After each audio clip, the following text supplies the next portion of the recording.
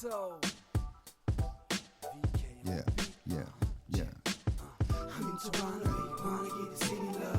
You could remix this song if you like, Chris.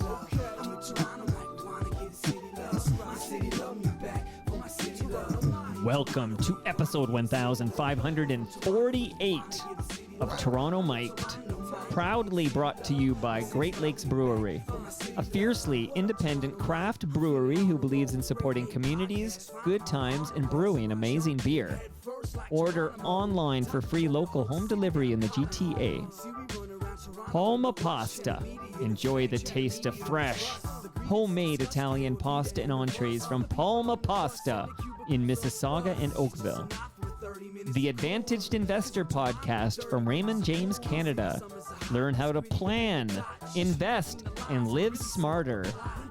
RecycleMyElectronics.ca. Committing to our planet's future means properly recycling our electronics of the past. And Ridley Funeral Home, pillars of the community since 1921. Today, making his Toronto Mic'd debut is Chris Birkett. Birkett? Say your last name, Chris. Birkett. Birkett. Yeah, but Canadians say Birkett, which I kind of like because it sounds like French. We Canadians get it wrong all the time. Birkett. Birkett's good. Yeah, okay. Yeah, it's cool. Both are good. What a pleasure to meet you, Chris. The pleasure is mutual. All right, now a lot of ground I want to cover. Now, who is that? That's a reminder that you have an interview with me. Stevie Wonder. I was going to say, you turned off your ringer and you said you don't want to get a call during this chat. And I said, it depends who's calling. I had visions of Stevie Wonder or Elton John, one of these big musicians giving you a call. I'm like, put them on speakerphone. Let's talk to them. Yeah, well, Elton might call me during the interview, but we'll let him go to voicemail. Elton's, I can tell you, another show I produce. Mary Jo Eustace has a show called Senior Bitches, and she had David Furnish on her show. So I was zooming with David, and Elton was like in the next room. So I zoomed with someone who was really close to Elton. That's as close as I've got. Have you met Elton John? No, I didn't have the good fortune to meet him. Our paths never quite crossed, but I know a lot of people that work with him, a lot of the musicians that played on his records and all that stuff. I met all those people, and I think Gus Dudgeon produced most of his stuff, and I used to work with Gus down at Tapestry Studios in London. Okay, so let's find out a little of your origin story and hit some hot spots along the way. And I have new music from you, which I'm excited to play and discuss here. But we take us back, like music. And I was reading this in your bio, Chris. I don't want you to think I've been doing some hardcore investigative research, but music's been your salvation since the age of 8. So what happened at 8 years old, 8 years young, I should say, that you figured out that the guitar could provide an escape from the poverty and violence of your hometown? Well, I've always had rhythm in me. I'm actually a natural born drummer. And so when I was a kid, even younger than 8, I was in the Sea Cadets band playing military snare drum. And I was pretty good. I mean, they'd show me a rhythm and I'd pick it up straight away, and the other guys would all be like studying it for 3 weeks. I just had it just like that. So I obviously had that thing. But when I was about 8 years old, I was just dying to get into a melodic thing, so music and the melody of music. And I had because I came from a very poor family. My mother and father split when I was 4. Me and my sister just grew up on our own, basically, with a wicked step monster looking after us. And it's that kind of story. A lot of people have that background, unfortunately. But I was determined to play music, and of course I couldn't afford an instrument, so I looked around in some garbage.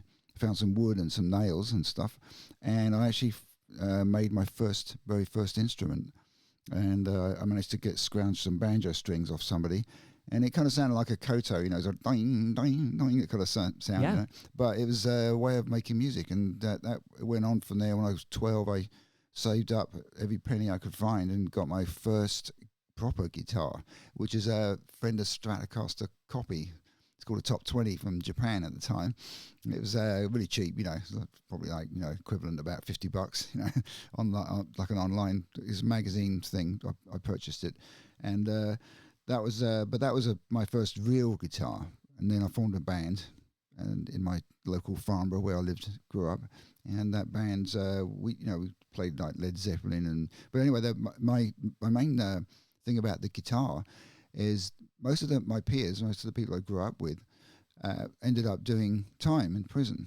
And I'll give you an example. I was in my room learning the solo for Highway Star from Deep Purple. Of course.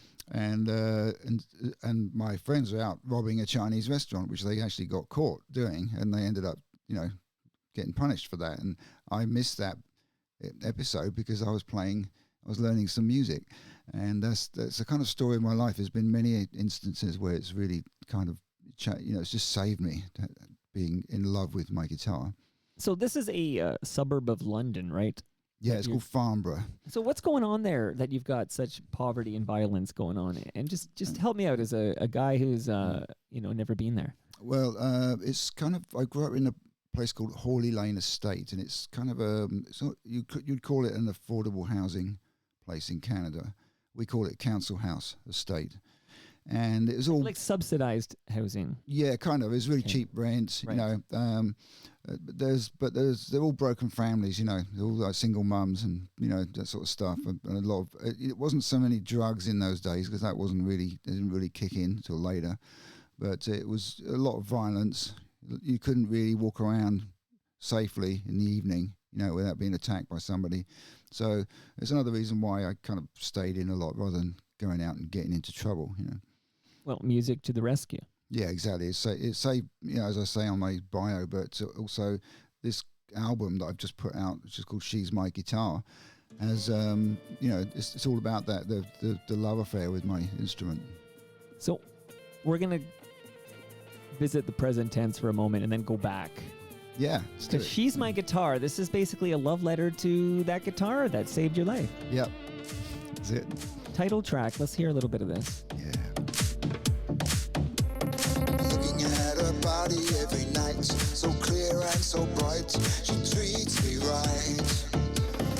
Running my fingers through her strings, I know that everything will be alright. All those secret curvy corners puts my whole life into order. My guitar, she sings to me so true. I can hear sweet melodies from you. So where did this love song to your guitar come from? That's a good question. I was contacted by a songwriter friend, Joanne Baker Thornley. She lives in Toronto, and she asked me if I'd be interested to participate in the acoustic guitar project. It's an international project where they take this guitar, specific guitars. I think it's a Martin, so it's a really nice acoustic guitar. They take it to lots of cities in the world, and they get a songwriter from that city to write a song on that guitar. So she brought it to my home in Toronto. I live downtown Toronto, Queens Quay. And you should have biked here. I got to right on the bike waterfront trail. Come on, Chris. Yeah, well, I actually thought this was a Zoom meeting, so I was hanging around. Who told you that? It's my stupidity. I didn't read the Eric's email properly. On that note, though, because we're gonna get back to She's My Guitar, but then I really want to go through your history and music, because I mean, you know where I'm going to want to go, and I got places I got to visit because you've done some fascinating stuff. And then I'm going to close with this new album again. But when you're doing these, promotional chats and stuff, because of course you want people to know about She's My Guitar, which is your 4th solo album, and of course a collection of guitar-inspired songs, and this is the title track we're listening to right now. Do you care if it's in person or Zoom, or you just want to get the word out? Like, do you have a personal preference to sit down in the same space and be eye to eye with somebody, or you're like, I'll just Zoom this in? I have to tell you, this is one of my favorite interviews so far, because this is actually in person. I'm kind of tired of Zoom, and it all came about through, because of the COVID nonsense, we had to go through. And people have become very isolated, and I think that's caused a lot of mental health problems, and I think we need to get back in and talk to each other person to person again. So it's a real pleasure for me to do this. And I'm happy to be talking to you regardless, but I got to tell you, the enthusiasm level I have knowing that at my side door Chris Birkett's going to be knocking at my side door. He's going to be down here. You literally brought a guitar. We're going to be in the same space. I can read your body language. I can look into your eyes. You know, I can get lost in your eyes. Shout out to Debbie Gibson.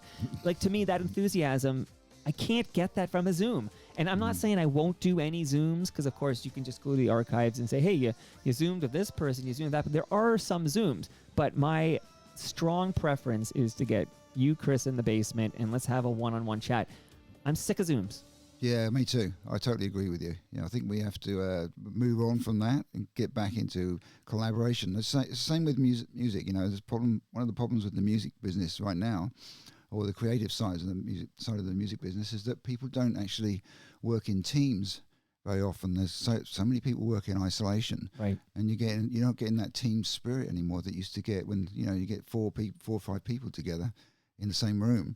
And you get this. One of my bands, my favorite bands, it was from the 70s that I was in, was Omaha Sheriff, and we were kind of like a Yes sound alike. You remember the prog rock band Yes? Of course. And we were signed by Tony Visconti, who's David Bowie's producer. Yeah, in Moody Blues. Yeah, that's right. And Mark Bolan and some other great people. Absolutely. But we had the good fortune to be able to live down in Devon, West England, for a couple of years and just be together, live together, eat together, and rehearse constantly.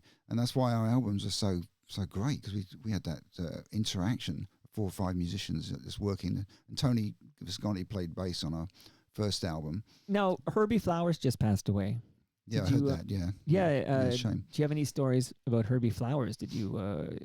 No, I know he played on a lot of. A lot of the T-Rex stuff, and. That's right. So I never met Mark Bolan. Unfortunately, he died by the time I met Tony. I met Pino Palladino and some other really, monster musicians. In my time, I ran a studio called Tapestry Studios in London, and for some years, and I got to work with like the creme de la creme of the UK music industry. Well, we're going to talk about some of those names, the creme de la creme, as you say. One more song here.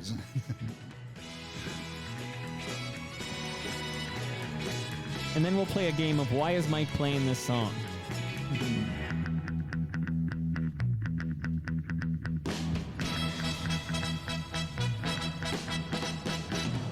Hearts gone astray, deep in hurt when they go.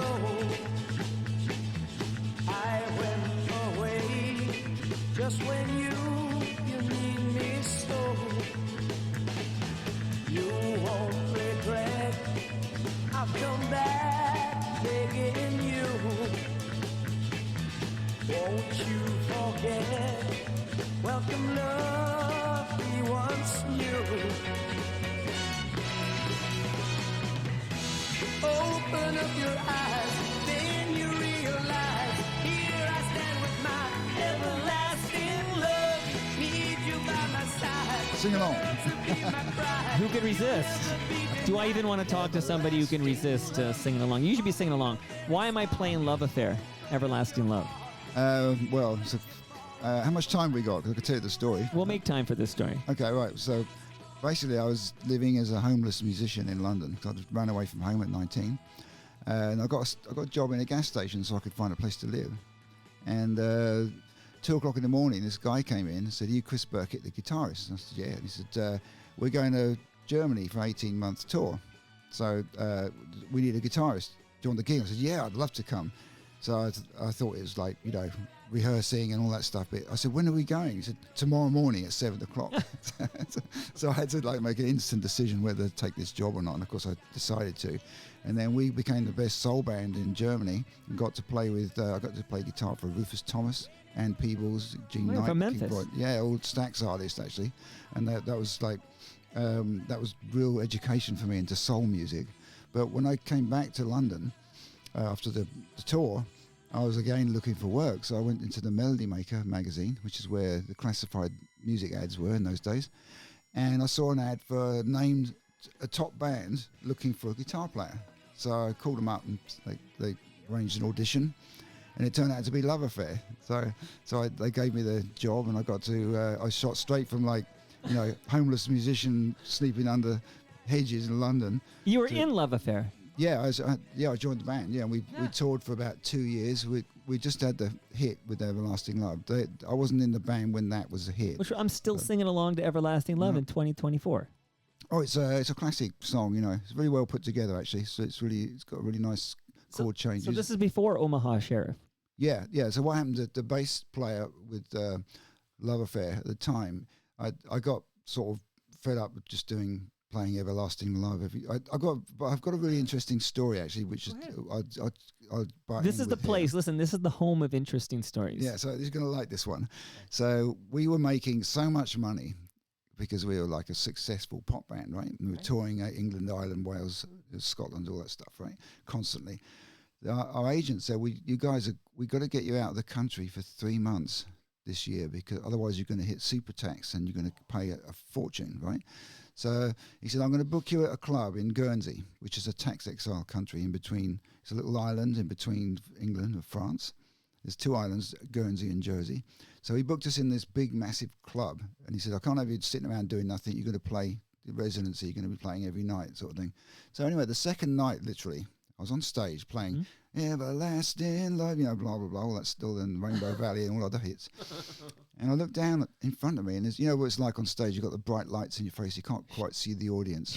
So I shielded my eyes and looked down. I thought, that looks like Jimmy Page. No, it can't be. That looks like Robert Plant.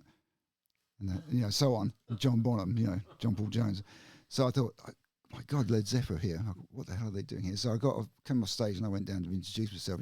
We are not worthy, sort of thing. From Wayne's World. It was, and it turned out to Led Zeppelin were there, and I said, "What are you guys doing in a club in Guernsey?" So we got to stay here for 3 months of tax. So they said, "Would you mind if we come up and jam with you?" So I got to jam with Led Zeppelin for 3 months. That's unbelievable, and you got to keep some of your hard-earned money, at least more of it. Yeah, exactly. Well, as we weren't personally making all that much money, it was our management that were coining it in, really. So they got to keep more of your hard-earned money. That's the typical music biz story, Look, I can't talk about you finding loopholes in the tax system over there without just letting people know. Now, this is not a tax podcast, but letting people know. There's a great podcast called the Advantaged Investor Podcast from Raymond James, and basically it'll help give you tips on how you can keep more of your hard-earned money, how you can invest it properly and wisely. So I urge all listeners to subscribe to the Advantaged Investor Podcast from Raymond James, Canada, hosted by Chris Cooksey, another Chris. Chris, how come you're playing guitar with these bands when you're the natural-born drummer? Well, as I mentioned earlier, drumming was in my nature, and I play drums and percussion on a lot of the records I produce now.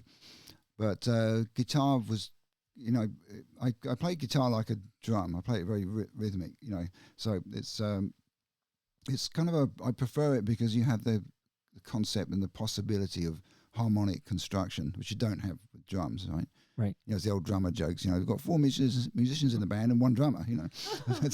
But drummers, good drummers are just super high level musicians anyway. It's not a question of status. Who's the best drummer you've ever seen? Well, I work with Vinnie Caliuta, who's Sting's drummer, because I did a tour with Sting and Peter Gabriel. So you're friendly with Sting, right? Yeah, well, I sat in the tour bus with him for quite a long time, yeah. I had this, I'll tell you a little inside here. Look, this is the home of Real Talk, but I had an opportunity to get Sting, Gordon, on Toronto Mic'd, but this one would be via Zoom. He wasn't coming to the basement, but that's fine. I'll do that once in a while. But the caveat was I couldn't ask him about the police. This was the caveat. Oh. And you're friendly with him, so you might bring some natural bias to this. But I personally didn't think that was fair to say, hey, you can talk to this gentleman, but you can't ask him about that, legendary band he was a part of I just felt like I'd have questions about, for example, the Police Picnic, which was big events here in Toronto, the Garys would put on, or their, when they played the Horseshoe Tavern to 9 people before Roxanne broke. Yeah. Like, these are things some questions I would need to ask if I had Gordon Sumner on Zoom. And just to agree beforehand that I would not ask any questions about the police, it turned me off to a point I politely passed.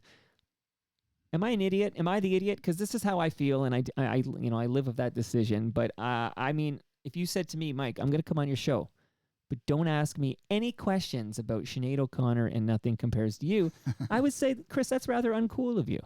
Yeah, well, there are, to give you an example, as you know, I've produced the last, or co-produced the last 5 Buffy St. Marie albums.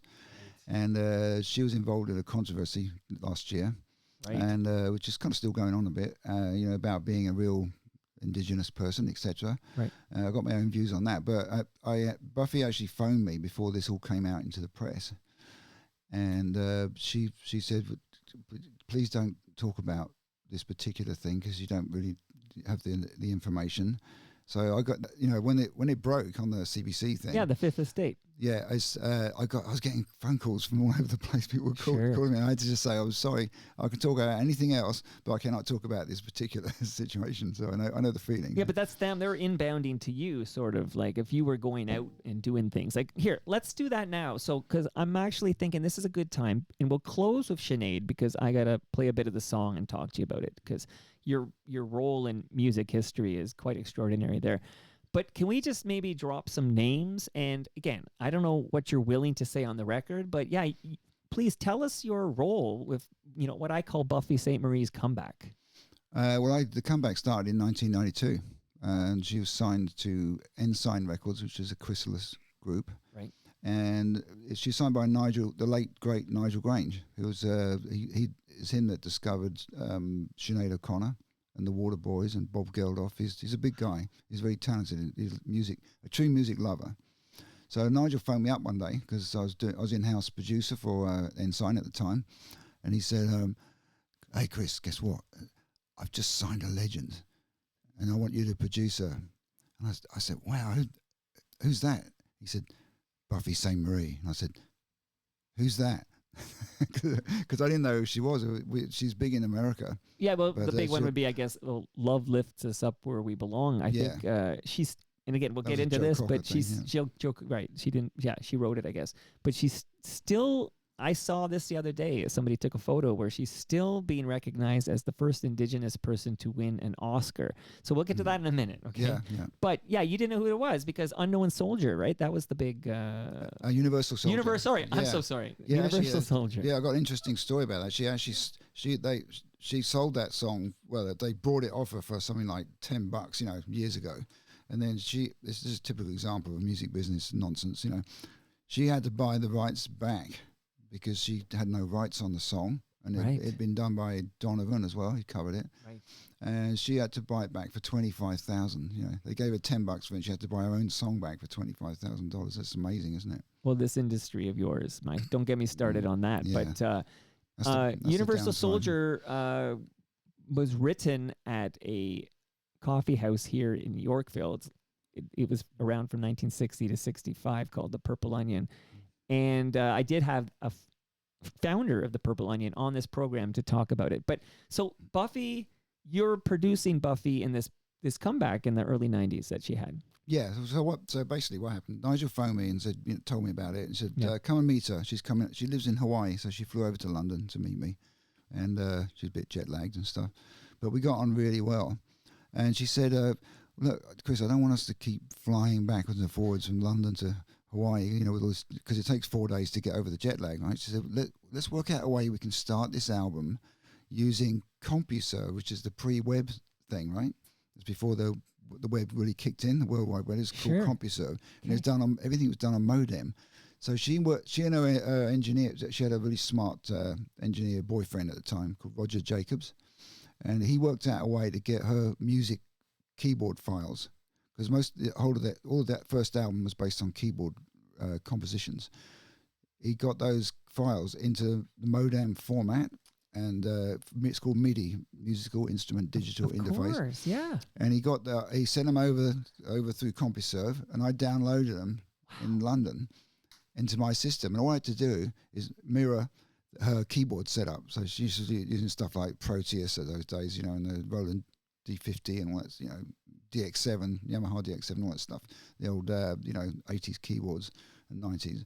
So once I mirrored her system in my studio in London, I just had to download everything, and there I had all the basic songs, the basic arrangement for the songs down on, I recorded it on 24-track 2-inch tape, analog tape, and then the only thing then I had to put all the tapes in a flight case to go and do the vocals, and she didn't have a 24-track machine in her home studio, so we went to Walter Becker's studio, Steely Dan's studio in Maui. Sure. Wow. And got to meet Walter, and it's really cool. Amazing.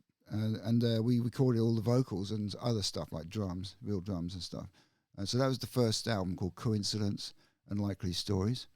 And then after that, technology moved on quite a bit. I was able to take sound files over on USB keys and stuff, hard drives and that sort of stuff. It was different after that. And I did it. I've been to backwards and forwards, 20 times to Hawaii to work with Buffy, on and off. How many albums did you work with Buffy on? The 5th album came out 2017. It's called Medicine Songs. That was the last one. I've done some other stuff with her for movies and stuff since then, which involved going over there again. But that was the Medicine Songs was the 5th one. I think we got another Juno for that. We got like 4 Junos, a Polaris Prize. I even got a Canadian Screen Award, which I proudly have on my wall for best sound on her recent documentary. So. Amazing, but now I need to ask you the tough question and see if you tap out of this one, my friend. But what are your thoughts? The Fifth Estate, and I'll speak for myself, the only person I can speak for, is they put what I saw, and I should caveat for this is what a Buffy fan I was. I used to watch her on Sesame Street when I was a kid. I used to joke on the show she was my second mother. Loved Buffy. But I thought the evidence presented was rather compelling, and it is most likely that Buffy St. Marie, whose birth name I believe was Beverly, was an American who had really no interaction with indigenous culture until she was, I think, 19 or 20, and then misled us that she was part of a 60s scoop and born in to an indigenous family in Canada here. And I was I felt quite deceived by Buffy St. Marie, but I don't think anyone cares what I think. I think people would want to hear what you, somebody who was very close to Buffy, thinks about this controversy. Well, obviously, the intense research that went into all that, I don't want to argue about any of that, but all I will say is that Buffy has done so much for Indigenous people's awareness. I think it's all irrelevant, personally. It doesn't matter. I look at this planet as one humanity.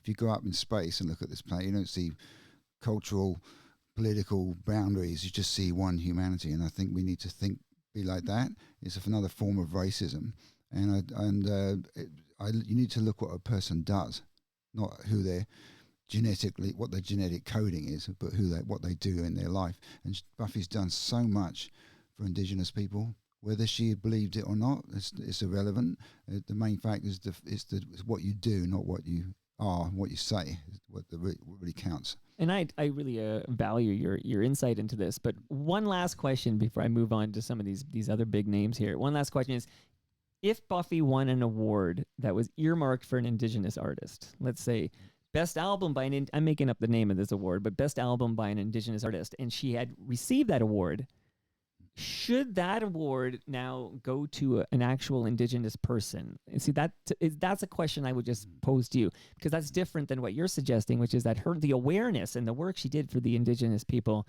outweighs any misrepresentation or deception on anyone's part. But do you think that she should give back an award if it was earmarked for an Indigenous artist? I think I seriously think in my heart that she earned all her awards through her hard work. So it's, as again, I'll say, it's irrelevant whether it's Indigenous or white or black or brown or whatever. I like the song Everyday People by Sly and the Family Stone. I actually released it with my band, Free Spirits, a couple of years ago. You should check it out on YouTube. And that's one of my favourite songs because it poses the question that we're all everyday people, It doesn't matter about black and whites and reds and yellows and all that stuff, It's we're humanity. And I believe that we're spirit beings in material bodies here on this planet to experience everything good and bad about life on this planet. And I think we need to think more like that and move away from division and separation. Well said. Now, so let's move on from Buffy. So Buffy bailed here. Goodbye, Buffy. Bye, Buffy. I'm going to, if this is cool with you, again, I'm going to close with Sinead, and then I want to get back to this She's My Guitar, your latest album. You've recorded 8 albums, by the way, and 4 of them solo albums, and the latest being She's My Guitar. I got more tracks from that I want to play. But before I close with Sinead in this list, can I just literally name drop, and then you can tell me a little story about what you might have done with them? Is that cool? Yeah, with the Sinead. Well, I'm going to close with Sinead. Oh, yeah. I'm actually going to open with Talking Heads. Oh, yeah, okay. Ever heard of them? Yeah, I did have the good fortune to work with them when I was living in London. I was kind of go-to Flavour of the Month engineer at one point in my life, and everybody was calling me to do things. So Talking Heads phoned me one day and said they wanted me to come in and record with them. Wanted me to record them on a song called Nothing But Flowers. So and that's the only track I actually did with them. But it was fun. They're really talented. Another band, Yellow. I don't know whether people in Canada know about. Oh Yellow, yeah. But they were like phenomenal early pioneers in EDM. Electronic music. Yeah, well, we all know "Oh Yeah" from the movie soundtracks. Yeah, because I think there was a period of time in the '80s where every other movie used that song. Yeah, well, the other guy that I worked with, who was really great at that, and one of the pioneers in electronic music, is Thomas Dolby. I did an album. I worked on an album called "The Golden Age of Wireless" with him, and I was just so impressed with his ability to control technology. He's a really great keyboard player too. You ever watch The Simpsons? Not much. Not much. Okay, so I watch a lot with my youngest. Say. It's okay. I watch a lot with my youngest because it's streaming on Disney Plus, and there's an episode where Homer wins a Grammy Award because he's with a barbershop quartet called the B Sharps. And the B Sharps, and then he's on the phone with his daughter, Lisa Simpson, from the Grammys. He goes, yeah, we beat Dexy's Midnight Runners. Oh, no. Lisa says to Homer, you beat Dexy's Midnight Runners. And then Homer says, oh, yeah, we haven't heard the last of them. The joke being that in North America, Dexy's Midnight Runners have one hit, a monster hit. I think it went to number 1. Yeah, but Come On Eileen. Many more hits in the UK, though. Yeah. So that joke doesn't work over there. But you worked with Dexy's Midnight Runners. Yeah, I was just down at Tapestry Studio. I was the in-house engineer, and I did a lot of really big artists down there. So, Kevin Rowland and his band, Dexy's Midnight Runners, came down, and we did the A side was supposed to be Breaking Down the Walls of Heartache, which is a well-known soul classic. But at the same time, they wanted to do one of their songs on the B side, which is called Gino, and it's a tribute to Gino Washington. And it turned out that Gino turned out to be much more interesting than Breaking Down the Walls of Heartache. So that turned out to be the A side, and it made number 1 in the UK for about 11 weeks. I would say there's the second biggest hit, maybe. Yeah. So I'm happy to say I recorded that and mixed it. Amazing. Yeah, it's amazing. Good record. The Pogues. Yeah, I had a couple of rattling off your names here. I had a couple of. No, by the way, don't be shy. Okay, we're dropping names on this episode. Well, my first contact with the Pogues actually was I was working on an album called Copperhead Road with Steve Earle. I love that album, and tell me more, because that's like that was my introduction to Steve Earle. Was that album? Oh yeah, okay. Well, I was co-producing a band called The Bible. And Steve was asked to come over and help, be an executive kind of producer at that time by Nigel Grange, because he's just in contact with all these wonderful people, and then Steve asked me if I would be interested to do some stuff on Copperhead Road. I did a track, You Belong to Me. I think I did the programmed all the percussion, played on that. Amazing. But the interesting thing is that while I was in the studio working with him with the Bible, he came in one day. It's a place called Eden Studios in London. He came in with a mandolin, and he said, "Hey Chris, I've got this new riff. Tell me what you think." And so I could play it for you on guitar, but it's in the case at the moment. But it's the riff from Copperhead, like ding ding ding ding ding ding ding ding ding ding ding ding ding ding. That. Cool I'm topping road, like a daddy before. My name's John, don't proud anymore. Yeah. So he's. By the way, if you ever did want to strum on that guitar, I think the last guy to do that might have been Gino Vanelli. But you could always. I could always shout out a sponsor while you grabbed your guitar. It's up to you, but I'm That's all right. I'm flex that way. I'm enjoying talking to you. So Okay, I'm playing guitar all the time. I was just made a new song. Because now I want you to play Copperhead Road for me. Oh, I could play it. Well, maybe if you put an ad on, I'll just grab it. But anyway, the interesting thing, I was probably the first person to hear that riff, before we actually made it into a record. So I felt really honoured. And I went to see him while I was working with him. He had a couple of gigs, and I went to see him at the Mean Fiddler in London. Yeah. And I fell in love with one of his songs, "My Old Friend the Blues." It's just one of the best ballads ever written. So, and I played that recently in the Dakota Tavern with a young band called the Regulars, who are big fans of my music, and they asked me to come in and do a Steve Earle song with them. So that's really cool. By the way, I know you didn't see The Simpsons, but have you ever seen The Wire? Okay, because Steve Earle's great in The Wire. Oh yes, I've heard of that. To be quite honest, I don't watch a lot. You don't watch any TV. I don't watch a lot of TV. I kind of most of the time I'm creating.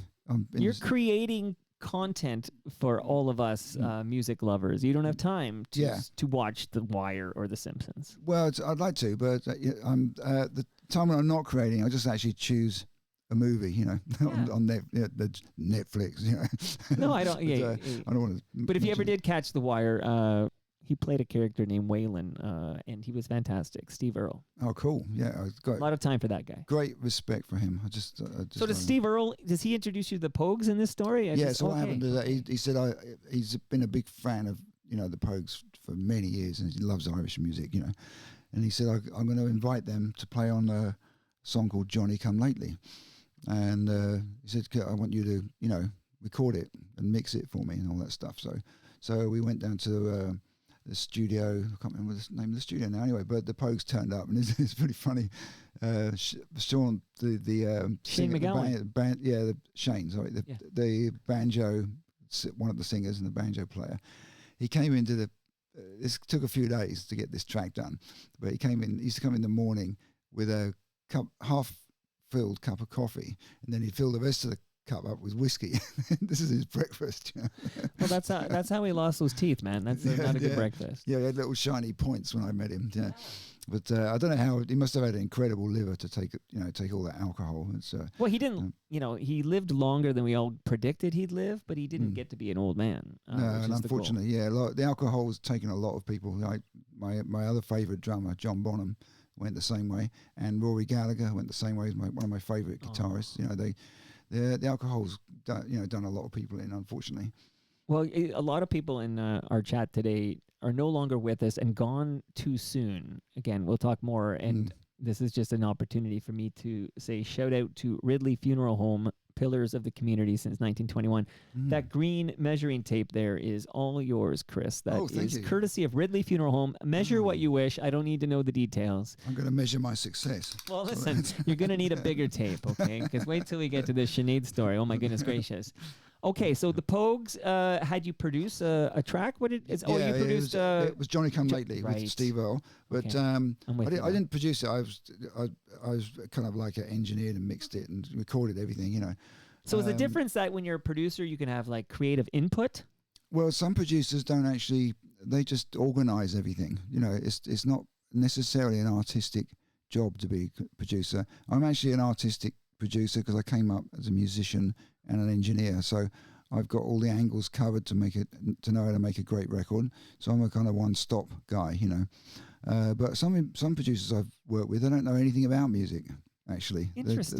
They're just like project managers. They just know how to pull in the A team on records and put it to make it happen and get the best engineers and the best studios. And they I think what's that guy Phil. Spector? Phil Spector. We're only talking about the passed away people who have passed away. Phil Spector. Yeah, I think people like him work that way. They're just organisers, and they're good at it too. If you get the A team on something, it's going to sound great. In the last episode of Toronto Mic'd, I played a Phil Spector produced song by the Ramones, actually. So that was the last episode. Now, 4 more names, unless there's another name you want to shout out before we get to Sinead. Alison Moyet. Oh yeah, well I did a record called That Old Devil Called Love, and 2 records with her. She had, Love Letters too, and then Elvis Presley song, which I played guitar on, which was really cool. But that was another record. That was an extraordinary record because we we made that record in a day and a quarter. I don't know if you know the song, That Old Devil Called Love. It's that old devil called love again. Gets behind me, keeps giving me that shove again. You know, it's an old jazz thing. Yeah. So anyway, we recorded that. A jazz quartet came in the studio, put down the track. She came in the evening and did a one-take vocal, just went home, and I mixed it the next morning in like 3 or 4 hours, and it was a huge hit. So it's amazing. Sometimes the best, same as Nothing Compares to You, which is another story. But that story's it's like a teaser. That story's coming. I got questions about that one. Holy smokes! Yeah, I got a lot to say about that. few more names, and then we'll get into that story here. But I'll give you a couple of gifts before that. But Quincy Jones. Yeah, we amazingly, and the next name I'm going to drop. These are people you'd think we might have to shout out Ridley Funeral Home, but they're still with us. Quincy Jones. Yeah, well, I never actually met him in person, but him and Rod Temperton were producing a debut album for Sinead Garrett, who's one of Michael Jackson's singers, and it was the album's called Kiss of Life, and I wrote a song. Co-wrote a song with this guy called Barry Blue in London, and it's called Kiss of Life. And I know Rod Temperton because I used to play with him in Germany. He's passed away now, but he wrote Thriller. He's a really, he did. No, absolutely. He went from a spotty keyboard player, Carolyn Acne, when I was working with him, to this multi-millionaire guy living in LA. But Rod heard the demo, Kiss of Life. A chap called Wayne Hernandez sang the demo. He's got a really soulful voice, and Quincy's office phoned me and said, "We want to do this. Quincy wants to do this song with Rod, your song. Can you tell us what sounds you used on it? Because they really like my demo." And I told them all the sounds and everything, and they literally copied everything I did, wow, note for note, except for they put some horns on it, which I didn't do. But right. It's pretty cool. Do you get compensated for that? Yeah, I got quite a lot of royalties for that as a writer. Yeah. Okay, then it's a good thing. And it's out there on YouTube. You can hear it if you want to. Just go "Kiss of Life" by Sinead Garrett, and you'll hear the song. Another guy. So I should timestamp this at 12:20 p.m. on September 9th, 2024. The great Mel Brooks is still with us. I just want to say he's still with us. Just like Quincy Jones. You worked with Mel Brooks. Yeah, I did 2 records with him. One's called the Hitler Rap. The other one's called To Be or Not to Be. And they're both associated with the movies. One was the history of the world, and the other one was just about the French Revolution. I can't remember what it's called. But the funny thing about Mel is he came down to the studio, and this is in Tapestry in London, where I used to work. And we put the track together, the Hitler Rap.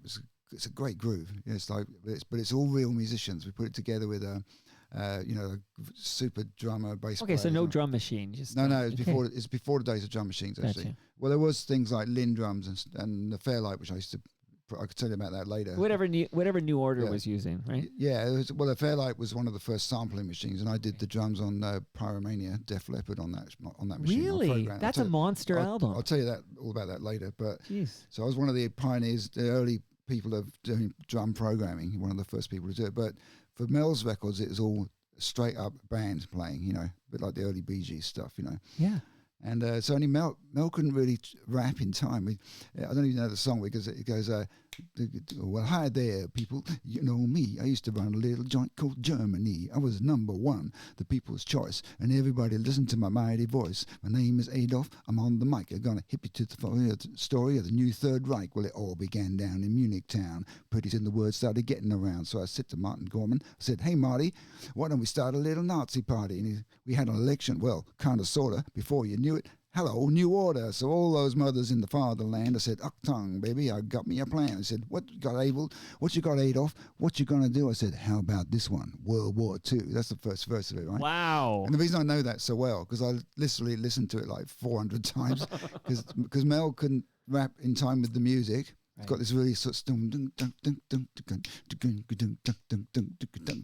it's got that kind of groove, right? And he couldn't get the rhythm at all. So I just said, all right, Mel, just do your rap. and I stuck it on 1/4-inch tape, and now I had to fly it in like literally word by word off of tape onto a 24-track tape. It took ages to do because it's analog recording is destructive. If you drop in too early into a record, you've erased what's there. It's not like Pro Tools where it's all non-destructive, right? So it took me a long time to get that rap in time. But the funny thing about Mel is we did 2 records with him. The other one was To Be or Not to Be. It's about Good King Louis in the Revolution. It's another really funny record. The last thing he ever said to me when he left the studio's down in the basement of London, right? London. He said, "Chris, it's been really great working with you, man." He said, "Fabulous, no stress, wonderful. These records are going to make a lot of money." He said, "But very little of it will trickle down here." Real talk. Yeah, right.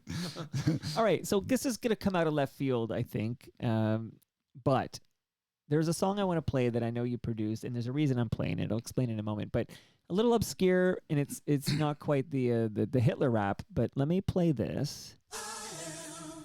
So you recognize it right away. Okay. Michael Winslow, yeah. Cool. Michael Winslow. So on this program, we talk quite a bit about. Hold on.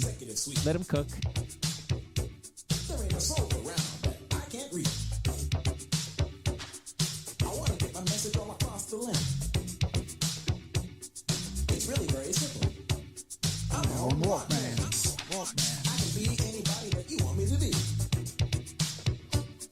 Well, maybe not all, but 2 or 3. Beatbox, bass, little guitar too. I got a whole rhythm section coming straight to you.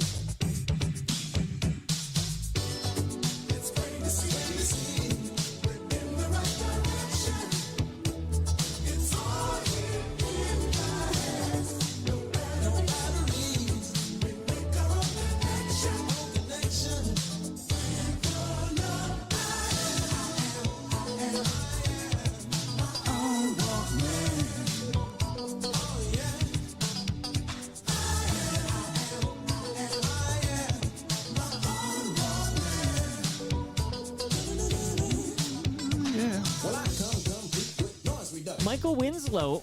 So give me a little info on this. He's fantastic, actually. I think he's fantastic, but he might be best known for Police Academy, I would think. But how did this come to be? What is this? Well, this is another great recording I did at Tapestry Studios in London, and the guy that produced it and is playing the keyboards on this is Pete Wingfield.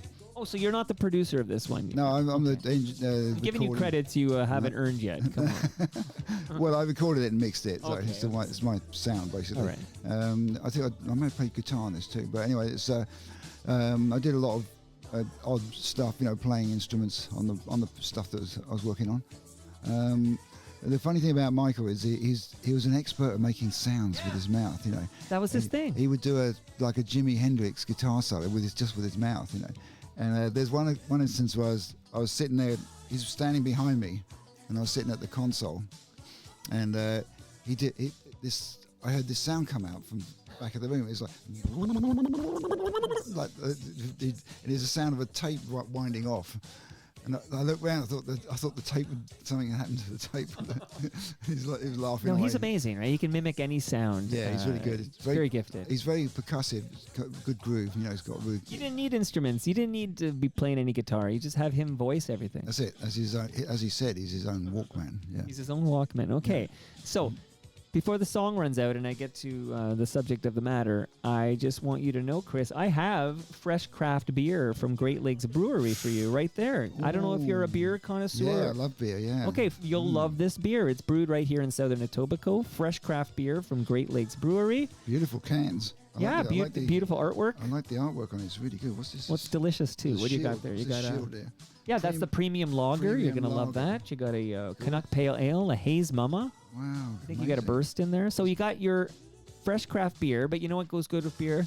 Italian food, I have in my freezer a large meat lasagna from Palma Pasta for you. It's in my freezer. I've got bad news for you. I'm actually a vegetarian. You know what I could do, though? I we can can make a call to Anthony Petrucci at Palma, get a vegetarian lasagna delivered, and I can bike it to you somewhere in the city. That's very downtown. nice of you. I can Thank bike you. it. So we're going to take care of you with a thank you. vegetarian lasagna. Last but not least, before I play this song, I'm itching to play it. I would just like you to know, because you probably have a drawer full of old electronics, or maybe it's a room full of old cables and they don't work anymore, and you're like, I got to clean this up.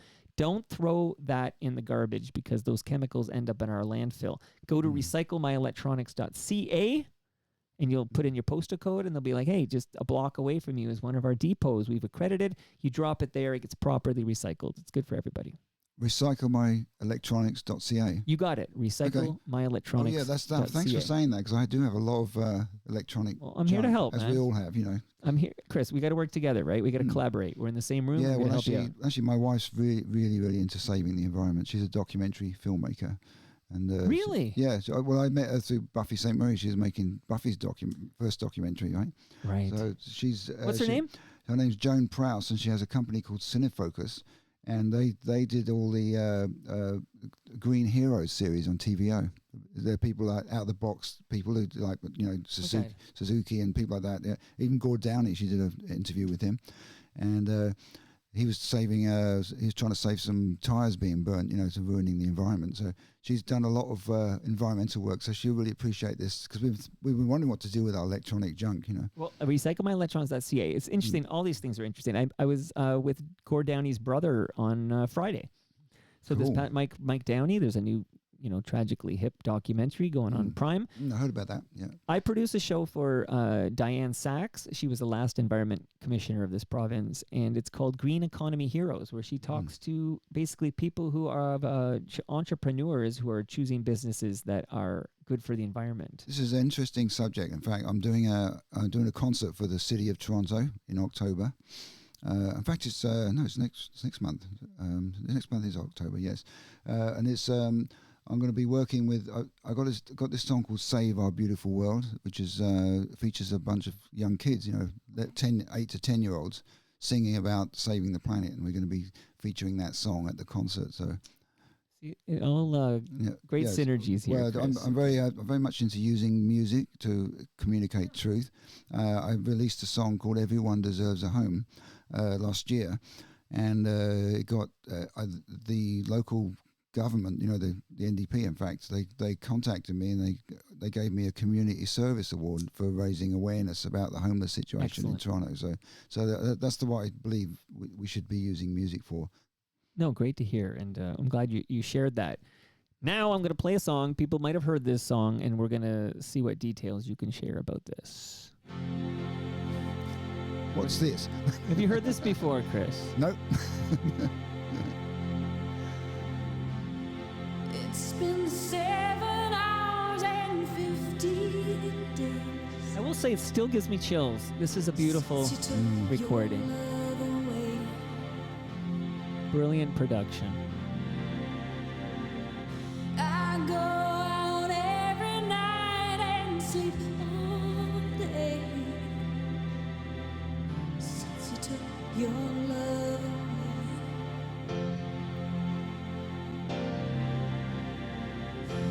Since you've been gone, I can do whatever I want. I can see whomever I choose.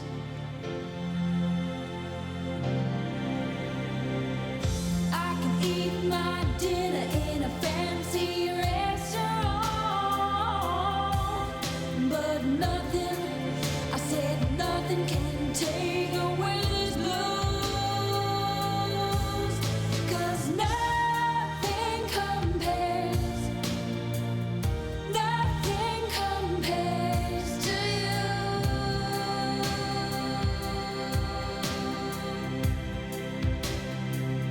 Chris, my first question is, what are you thinking about? How do you feel hearing this in the headphones right now?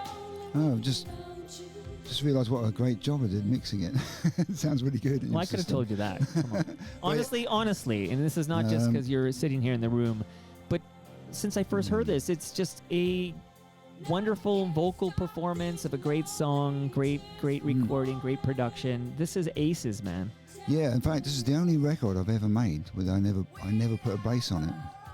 There's no bass on this Maybe you record. should have done that more often. Well, I was thinking, maybe I should have put a bass on it, but there's enough bottom coming out of the strings to cover the low end. But it would have been cool with a bass because it's just got a drum loop going, kick So drums. where do we begin on this? Of course, this is a Prince-penned song that I don't even know the story. Sinead O'Connor recorded it, of course, and I know you have again, my condolences. Another great artist gone far too soon, Sinead O'Connor. But please, I'll shut up and listen to you. Talk about Sinead O'Connor. Talk about this song. Talk about working with her.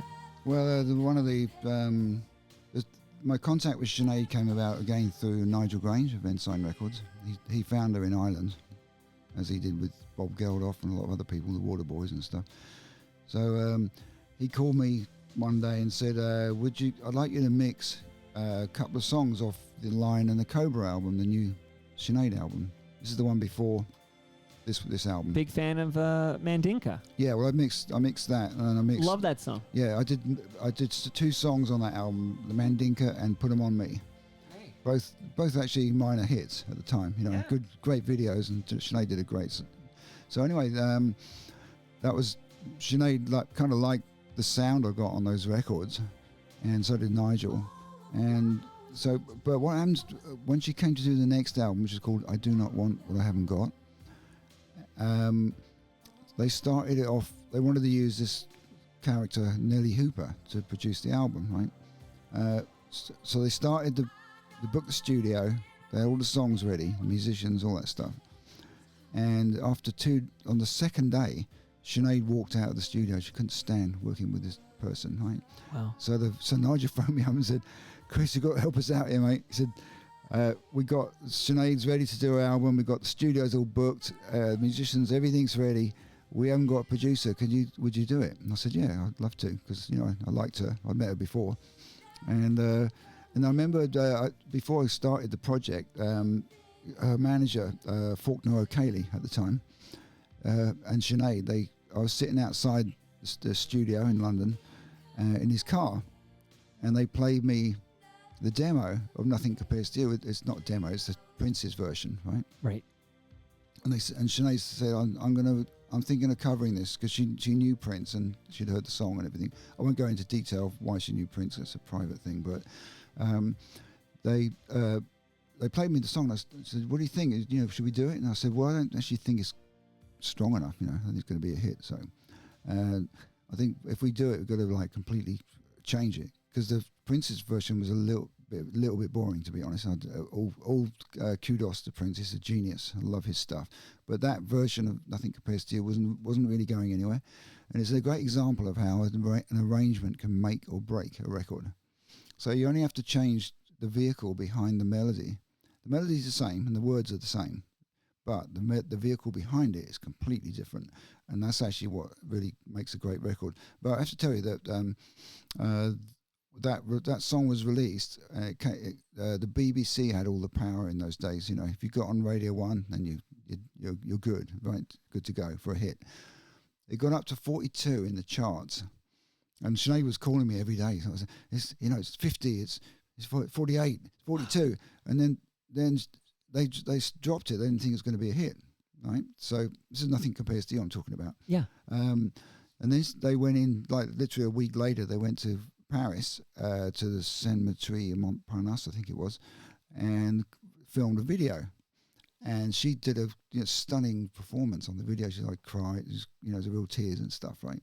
And then that video literally catapulted the song into a number one. That's amazing. If it hadn't been for that video, nobody would have ever heard this song. No, that is absolutely amazing. This is a true screen-enhanced jam. You've got the song, but it was the video that took it to the next level and made it this everlasting hit that we're talking about today.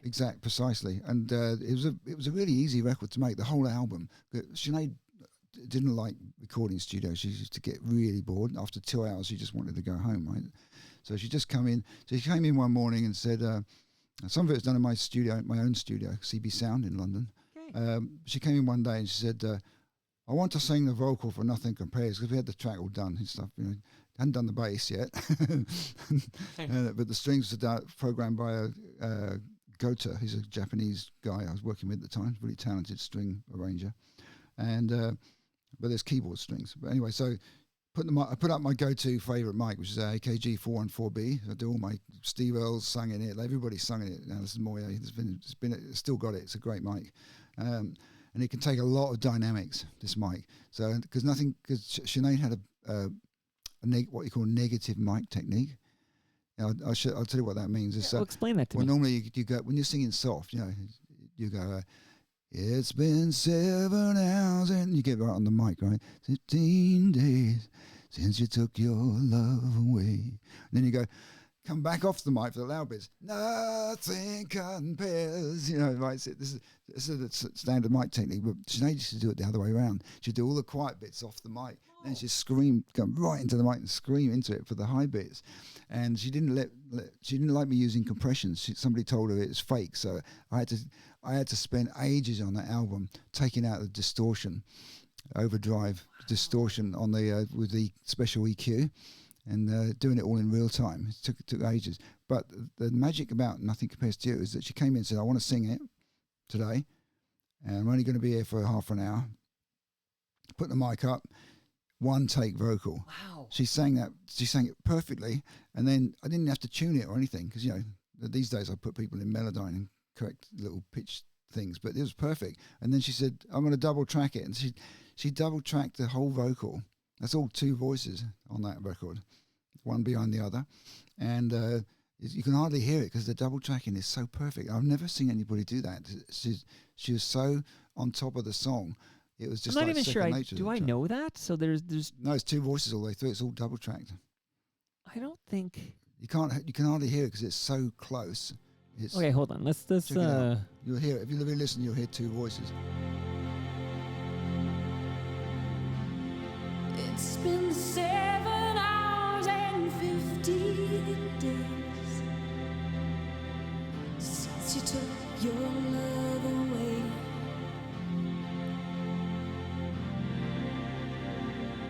I go out every night and sleep all day since you took your love away. Okay, part of my ignorance here. So you have the one recording by Sinead, and you simply, it's there twice? No, what happens, double tracking is just a way of thickening sound. Yeah, like I've seen like behind the music videos when they talk about, I don't know, Butch Vig will be talking about Nirvana, Smells Like Teen Spirit, and he'll talk about this technique. Yeah, there's 2 voices there. But nothing, I said nothing can take away this blues, 'cause nothing compares. Yeah, 2 Yeah, voices. it's like it fattens it up somehow, or thickens it. The trick is you don't want it to sound double track, so you put the other voice way back. Sometimes you add a little bit more room to this double track, and it kind of fattens the whole sound up. So, but she did an extraordinary job because it's invisible. You can hear more on the second verse. You can hear more of the double track. Well, you be the conductor. You tell me when to bring this up, but what was your relationship like with Sinead after this monster hit for her? Oh, it's great. She was so happy. She used to phone me every day when it's going up the charts, like overjoyed with excitement. But then the funny thing is when it became like she became like a mega star, right? Yeah. As you do when you get a #1 record in every country in the world. She started to really not like what was happening to her. She's I'll give you an example. We did a big showcase at Hammersmith Palais. It's a big venue in London, and the label there, and I was with the label in this VIP box, and Sinead was on stage with her band. And when it came to do this song, she, because everybody's waiting to hear the hit, right, as they do on the concerts. Right. She said, "Okay, I'm going to do this song. I didn't write it. It was written by Prince. And if I'd known it's going to be a hit, I wouldn't have effing done it." It's true. The spotlight's not for everybody, right? Sometimes be careful what you wish for, because she seemed excited as it climbed the charts. Like she seemed to want to be #1. Yeah. But then what does that come with? The paparazzi, the tabloids. Maybe she wasn't quite prepared for that kind of attention. Yeah, I don't think she was actually ready on soul levels for a huge success, unfortunately. Well, let me ask you about the Saturday Night Live appearance, right? This is the moment where she tears up a photo, prescient in hindsight, but she tears a photo of the Pope. The backlash was unbelievable. Yeah, as she said, fight the real enemy. And the reason she did that is because she grew up with so much child abuse. Yeah. And of course, it was going on all the time in the Catholic Church at the time. It's all coming out. But she knew about all that through personal experience. So that she was very passionate about bringing out the truth. In a not very subtle way. But national, like huge TV show like Saturday Night Live tearing up the picture of the Pope was pretty. It's not subtle. So No. But she was really the funny thing about that is I probably earned about upward of $5 million in royalties for this record, right? This is in the days when you got paid to produce records, right? And how'd you know I was going to ask that question? Well, the day after, literally the week after that tearing up the picture episode, the sales in America went down to like zero. People were like burning. So you're the CD. I appreciate the real talk, but it's hurting my accountant doesn't like it. Well, it was it probably cost me upward of a couple of $1 million in lost royalties. That one act, but I don't. Here's the end of Sinead. Hold on. I guess I missed it. Maybe. Check it out. Two voices. Oh, it's over now. Yeah. Here, I'll bring it back a bit. Hold on.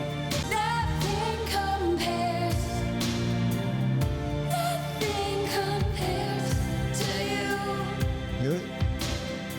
I think I now hear it, and that's wild. Okay, so.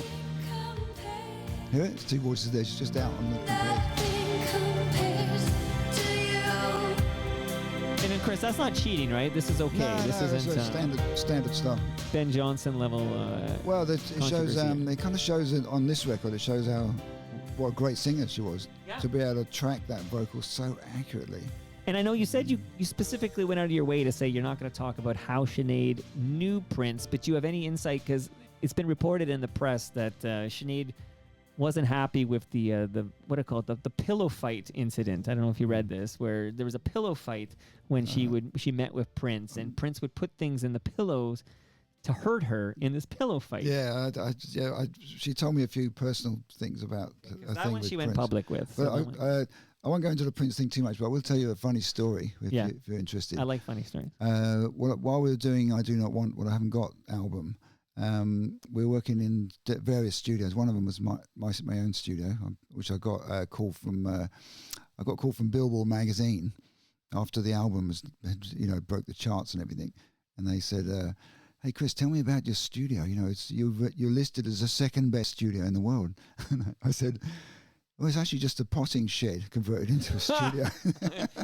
But it's still better than the studio you're in right now. Yeah. Well, no. It's the whole point is it doesn't matter. Right. All this kind of like BS and stuff like big gear and big rooms like it's actually people what you do with it really matters, right? Look, you're preaching to the choir on that one, okay? Yeah. So that's what I say about doing this. A great job with your stuff. Well, thank you. And I'm really digging this convo. In fact, I'm going to surprise you with a song before I play another. Oh, let me tell one quick story. Yeah, please, because I have another Sinead story. A last Sinead story. Let's get that in. Well, we were working on the album, and she'd come in. This guy would come in the studio with her every day with sunglasses on and sit at the back of the room, and I was, recording the musicians or Sinead or whatever I was doing, and with my back to him because I was working the console, and so on the second day I thought, I wonder who this guy is. He keeps, he's here and he's sitting with I thought, what a dick, wearing sunglasses in a dark recording studio, So I went up to him. I think it's the third day. I went up to him and said, "Hi, my name's Chris. Who are you?" And he said,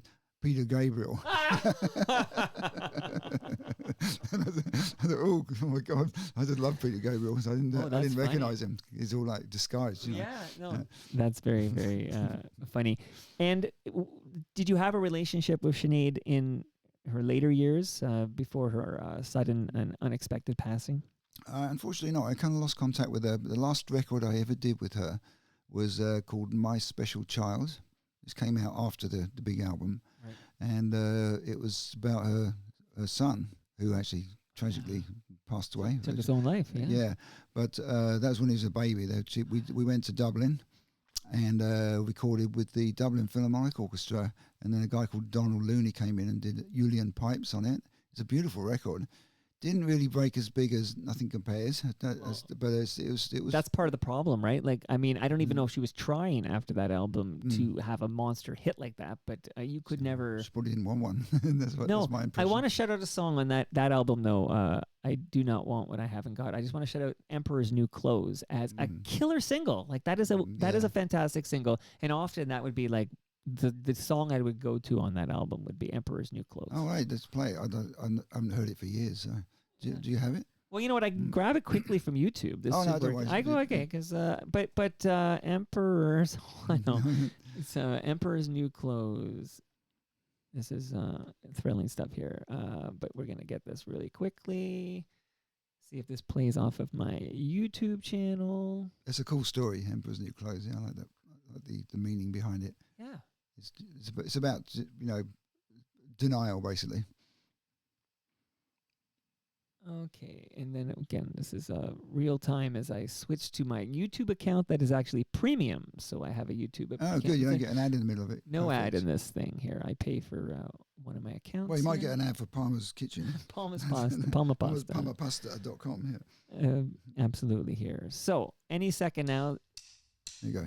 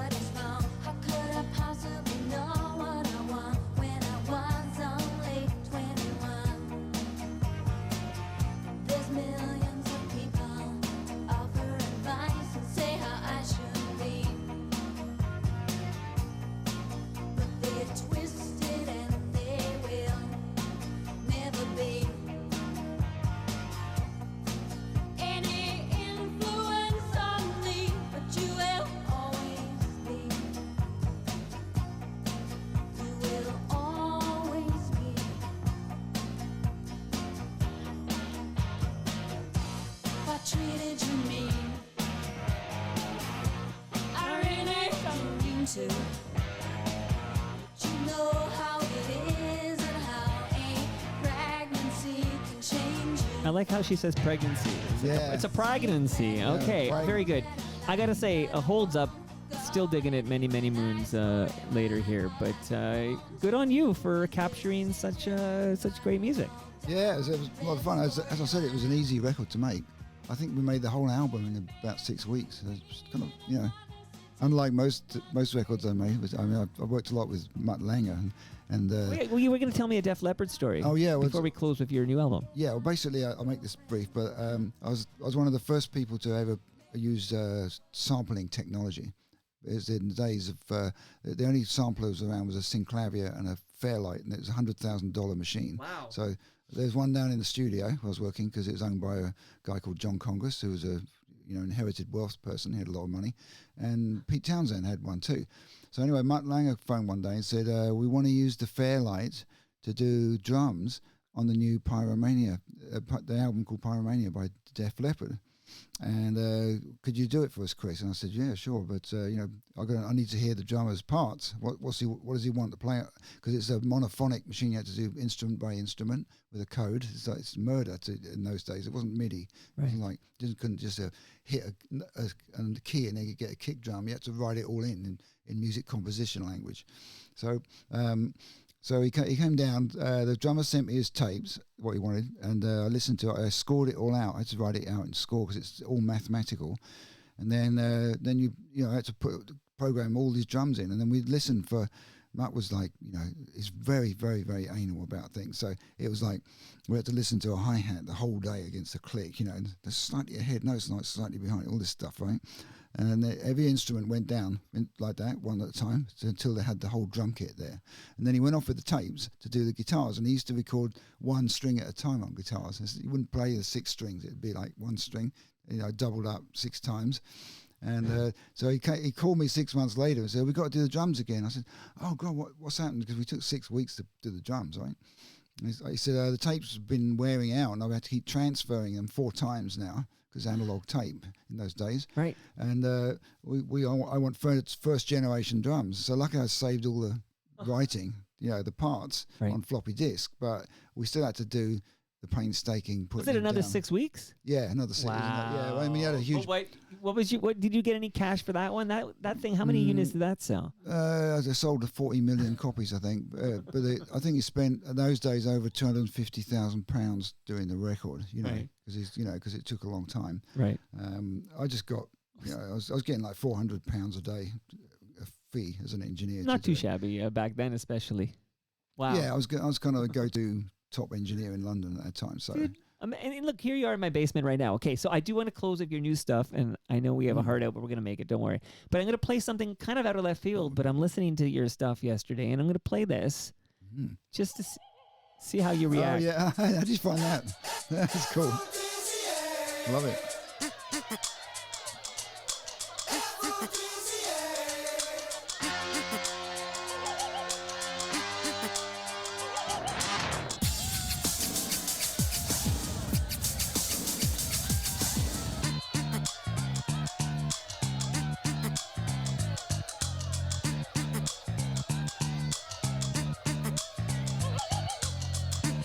That's the deal. Go ahead, bikini.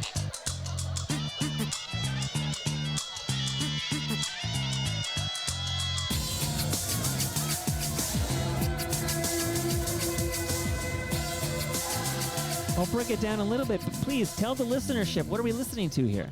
This is Aphrodisiac by Chrysisko. That was my band. I was working with a guy called Barry Blue, and I came up with this. I took that whole track on a S950, Akai S950 sampler. I had all these samples from Africa because I've worked all over the world recording things. So I put this. I had this song called Aphrodisiac, but it was as aphrodisiac, the like an aphrodisiac, yeah. The enhancing thing. But not that we need that, though. So I put the whole thing together, and then Barry, I was working at his studio at the time, and he said, "Why don't we call it Afro Dizzy Act and get like a girl, these 2 black girls who are twins, to be to go out and promote it." So that's actually how the song came about. So Barry came up with 1 or 2 ideas. One was to change the title. The other one was to put the samples from the African Queen movie on, which you can hear in the back. So, and the rest of it's all my work. I put the whole thing together on the sampler, and played the keyboards and you wrote guitars. this song? Yeah. I just came up with it. It's I'm just having a bit of fun, really. That's me singing the chorus, by the way. Aphrodisiac, that bit. And I used, well, there's several remixes, as you know. Yeah, Norman Cook did one. Fatboy Slim did it. Yeah. That's me on the organ.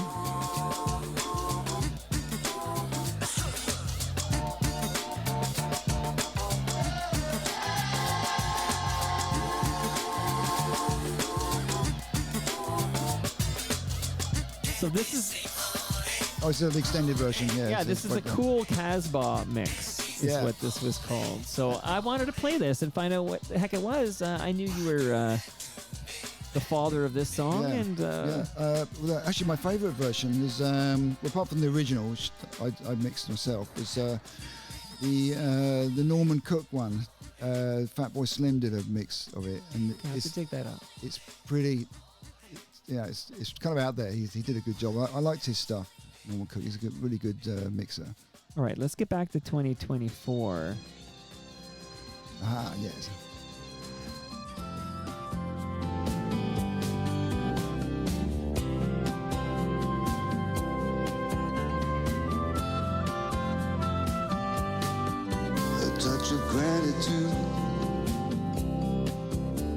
From my head down to my feet, and that's the attitude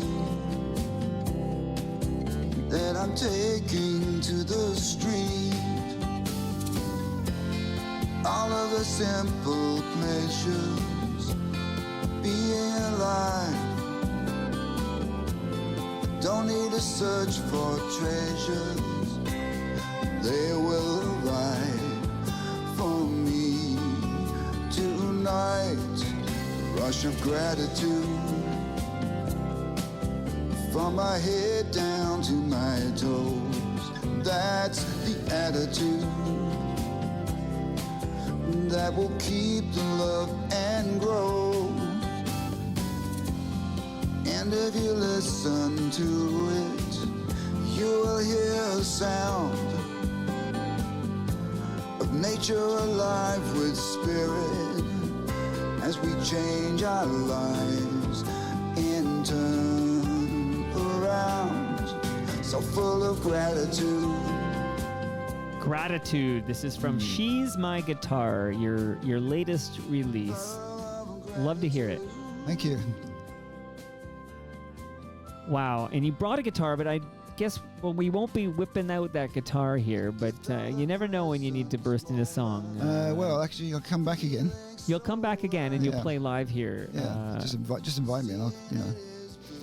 All in all, this is kind of an impressive statistic. So if we take all the projects and collaborations that you've had with various artists and we add up the sales figures, we're in excess of that means over everybody, over 100 million records sold. Yeah, that's in fact that's an old figure. It's more like Hey, well, what is it now? probably 200 million, I should imagine. Because It doubled. And, yeah, and who's buying these albums now? Well, the thing is, it's kind of stopped now. It's because everything's free live streaming these days. But it's not records I actually sold with. I haven't received money for all that stuff, but I worked out that my name as a collaborator is on over 200 million records. Yeah. What do you think of the new model where basically you can't sell, like, I don't know how many units that Sinead O'Connor album sold. Do you know? I Do Not Want What I Haven't Got. How many albums did she sell? Well, I think it's in excess of 40 million, but, you know. But today these would be streams. Like, what are your thoughts here on our way out here on this new model for artists? I think artists, I can swear on this show, right? It's my show. Yeah. I think artists are getting fucked. Yeah, totally. That's a good way of putting it. It's all down to corporate BS now, and we're not. Basically companies like Spotify, it started with Napster actually, but Spotify and other companies like that are paying nothing for artists, but they're making a ton of money themselves. And there's now there's no money now to finance the making of records, so everybody's really forced to make their records on their own, on their little laptops and with minimum budgets, but funny enough, it hasn't stopped creativity. So No. And it never will. But there's no, as I told you before, but in the 90s, I was making a really, really good living off my work. As a lot of people were. Maybe a bit too much money, but because I actually bought a chateau in the south of France with some of my royalty money and built a studio down there. But now you can't actually make our a next living. episode. We're going to do it there. Do you still own that chateau? I gave it to my ex. You know what? No. Exes get everything. Yeah, well, I'm not really. When you get to know me, I'm not really that hooked on material possessions. I think the things that we think we own actually own us, and we. That's in Fight Club. Oh, is it? Okay. Yeah, that is a line from Fight Club. Oh, well, they must have stole it from me. Yeah, no, they probably he stole it from you, absolutely. But okay, so artists are getting screwed. So one of the main streams of revenue now for an artist is to tour. Like this is the way they make money. And I always think about all the recording artists out there who maybe for various reasons, health reasons, who knows, they can't go out and do a big tour. Like they're getting hosed. And you mentioned Napster. Well, Napster literally paid zero, but they started it all off. Now there's pennies trickling in, but unless you are a Taylor Swift or a Drake, and name those like 0.01% artists, it is difficult to make anything of substance. Many a great artist has been in this basement, and then I will have a private chat or not so private chat about what they get from Spotify, and it sounds like they might be able to get a coffee and a donut, but not necessarily. Exactly. Yeah, like a million streams. You can't even buy a piece of chewing gum for a million streams. But Like, that's awful. yeah, I noticed what you said about artists coming back on the road. I went to see Yes and Deep Purple at the Budweiser stage last week, and they're pretty old. They're having to go. They're having to go back out and play again, which is cool. But they. I kind of felt sorry for them because some of them it's the only way to get an influx of cash, and many of them, like you, when you had a taste of success, many of them went and bought chateaux in south of France and stuff, and suddenly now you need to make a certain amount of money to maintain all of this lifestyle that you've built for yourself. Yeah, you have to simplify everything. Actually, that's the thing. The danger of making a lot of money is for artists is that you, as you said, start to live to that level of income. And then it never stays the same because it's artistic. And I know so many people have just thought, well, I've got a hit record now, so I'm set up for life, and it's not true. The level of their expenses goes up. I put my kids in a really nice school, and I bought all these houses in London and stuff. I did a lot of spending, and I don't really regret any of it. It's all experience, I think we're here to experience all these things in life. And but now I'm very, very, very careful. And keep my outgoings really low, but I make great quality records because I've got all this experience, years and years of record making.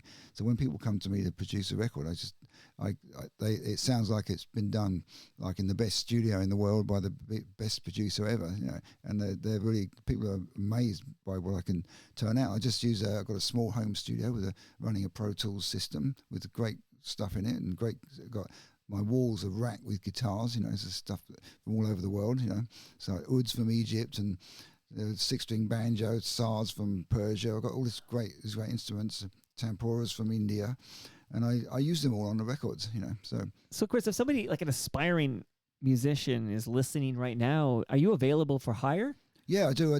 I make records for unsigned artists. If the artist is signed to a label like Buffy, I will have a certain rate. But for unsigned artists, I work for half my rate, so which is really affordable. And what's the name of where's your website? I was on it the other day. Is it Chris Birkett? Birkett.ca? Yeah, Chris Birkett with an I, BIRKETT.ca. Yeah, that's it. Yeah, that's my website. People can go there. Yeah, and then if you want to see any of my social media things, most of my social media handles are Chris Birkett Music, like the Instagram and Facebook and all that stuff. And where let's be very specific. Where exactly are your 4 Juno Awards right now? Well, the Juno Awards are given to the artists that I produced. So you didn't get any Juno Awards? Because I've got. I don't actually have the physical award because Buffy's, got them all. But they're Juno Awards that were issued for stuff that I've made, so that's why. Okay, so stuff you made have won 4 Junos, but you didn't get 4 physical trophies. No, I've got a lot of gold records, stuff that I've produced. Some of them hanging on my wall. Some of them got lost in my divorce, unfortunately. That's like, listen, I'm a divorce guy too. Worst financial decision you'll ever make, but you know what? Money isn't everything. No, well, also sometimes we end up with the wrong partners, and we don't realize until we start living with them. So that's quite natural, really. So. Are you with somebody now, or are you? Yeah, I'm not trying to pick you up, but just curious. And I'm married to Joan Prowse. We talked about her. Yeah, she's the lady. I met her at Massey Hall. Physically met her at the green room after the concert, and she does my videos now. So she produces my music videos. Well, we got to get her in the bass. Maybe your next visit she joins you and you can serenade her with your guitar. I did actually invite her, but she had to stay home because I've got this guy coming from America to meet me. He's a film music guy and he wants me to do some. So music. You're finally going to meet Quincy Jones. Yeah, it's actually not Quincy, but close to it. And he's going to turn up. Wait a minute, close to it. I'm about to do the extra, but now that you said close to Quincy Jones, can I have a clue? Can you give us initials? Give us something. No, he's just I was kind of joking a bit. He runs a company called Alibi Music, and they're really interested in me writing some film music for them. So well, good luck. And if they hear you on this program, they'll definitely proceed. Sign on the dotted line. Excellent. What a pleasure, Chris, it was to have a deep dive, a 90-minute chat with you about your fascinating career, Sinead and more. And I loved hearing the new album, and I hope people check out She's My Guitar. Yeah, thank you for playing it. It's great. It sounds really good on your system too. So Well, because impressive. somebody did a good job producing that music. If you find out who, let me know. Okay, I will. Let me know. And that brings us to the end of our 1,548th show. You can follow me all over the place. I'm at Toronto Mike. Go to torontomike.com for all your Toronto Mike needs. Much love to all who made this possible. That's Great Lakes Brewery, Palma Pasta, RecycleMyElectronics.ca, Raymond James Canada, and Ridley Funeral Home. My next guest is the guy who inspired the character played by Tom Cruise. You might know him as Jerry Maguire. That's right. Lee Steinberg, a very successful sports agent who inspired the movie Jerry Maguire, is my next guest. That should be fun. See you all then. And I play this guitar just the best that I can.